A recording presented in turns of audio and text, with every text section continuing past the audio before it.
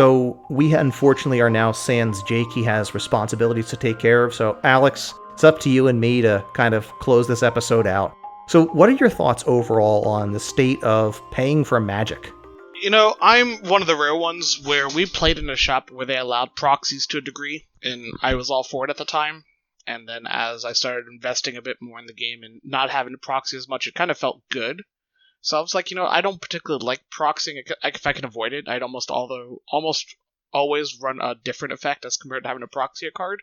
That's just me, but I recognize that there is a much higher need for it now, given that a lot of the staples that exist in our formats are just getting astronomically expensive.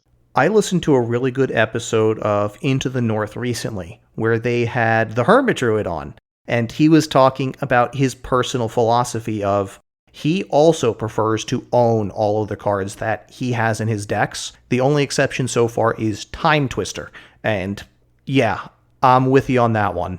So his overarching message, though, is don't you dare feel like you need to hold yourself to that standard for me. This is the obsessive-compulsive thing that I need to do to make my enjoyment as good as it can be for me, for my decks. You, please, I do not want to play a wallet measuring contest against my opponents. I want to play good games of Magic. And I will echo that and say, if you are playing against me at any Magic Fest, any event, anything fun that we are doing, please proxy anything and everything you need to make your deck what you want it to be. And this is only a for me thing. And I think there could be concessions made for things that are pseudo power, part of the 9, where like Time Twister is a good one for that. But yes, I personally have nothing against anybody else proxying for them to have fun and enjoy this game, which is ultimately what it's all about. Absolutely. And it's just like right now with the pandemic, the supply chain is interrupted. There's no Magic Fest where vendors are buying cards at relatively inexpensive prices for them in relatively large amounts. So with that supply chain interrupted, you're seeing choke points on cards that are in high demand skyrocketing in prices. Looking at cards from 2020, look at Throne of Eldraine cards. I don't even want to look at the price of something like the Great Henge, but it is out of control at the moment. If someone says, I want my deck to have the Great Henge, but I can't afford it, I don't care that the card was printed within the last 2 years. Proxy that thing. Definitely. So I think, in general, we are going to come out as being 110% proxy. We want to see more good games of Magic overall. I'm going to have more fun if I see more unique decks out there that are dipping into proxies to make their decks work than for somebody to say, oh, I can't build the deck I want because I can't afford to buy X card. Definitely. Well, I think with our rant out of the way, why don't we get into a hot seat, Alex? There's only the two of us left, but I do have Jake's notes here on what he wanted to discuss. So our hot seat this time, we have a Forgotten Realms set coming out, which is a D&D set. This is going to replace our core set for the summer. This set features, so far from the previews that we've seen, a lot of tropes and ideas like equipment, like spells, and like creatures from the Forgotten Realms and D&D standards as a whole. We know we're getting a Beholder, we know we're getting Tiamat, one of the most legendary creatures from all of D&D.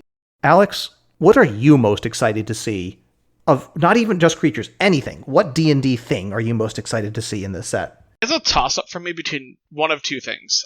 Legendary creatures that can be at the head of their own 99 that fit the kind of characteristics that you would come across in a D&D game. So it'd be cool to have, clerics that kind of appeal to you, John, or, just a murder hobo, and see, hey, how could this Rakdos-like commander play into the game?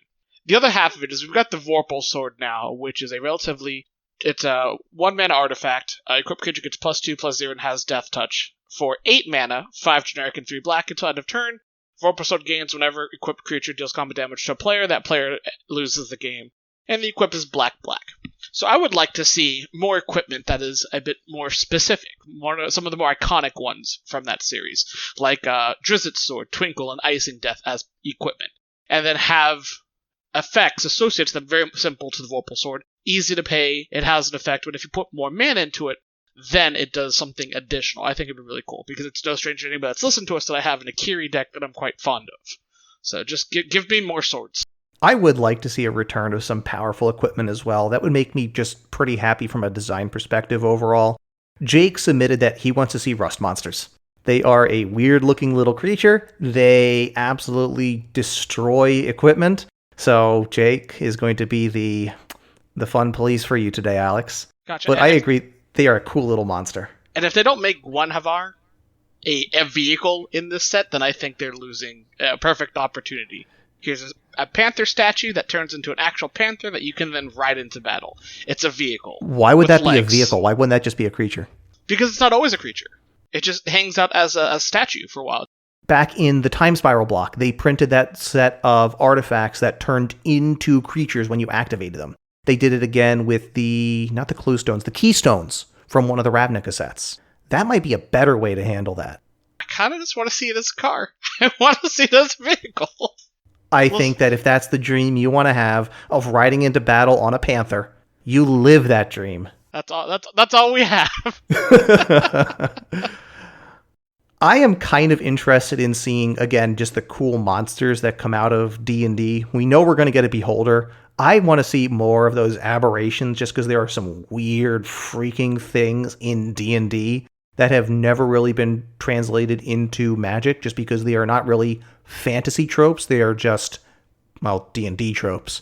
Mind Flayers are among them. They're those squid-headed things that, they shoot psychic blasts at you and they eat your brains. They're pretty horrifying. We could also see some really weird things like aboleths would be kind of cool. It'd be kind of neat to see the Tarask make an appearance on there. He would probably have to be legendary. All right. I think that about's going to wrap it up for our episode today. If you want to follow us, we are at Gemstone Mine MTG on Twitter. Alex, you joined Twitter again recently. Who are you on Twitter? I can be reached at gemstone_Alex. Jake, you can find at Necropotency. Our email address is gemstoneminepodcast@gmail.com, and you can find us on YouTube where we are Gemstone Mine Podcast. Be sure to like, subscribe, and hit the notification bell. Until next time, I'm John. I'm Alex. And Jake has already left us. Alex, I'm really sad. It's okay, we still have Ramos Dragon Engine. Ramos.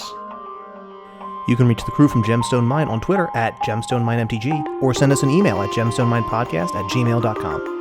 On YouTube, we're Gemstone Mine Podcast. Be sure to like, subscribe, and hit the notification bell.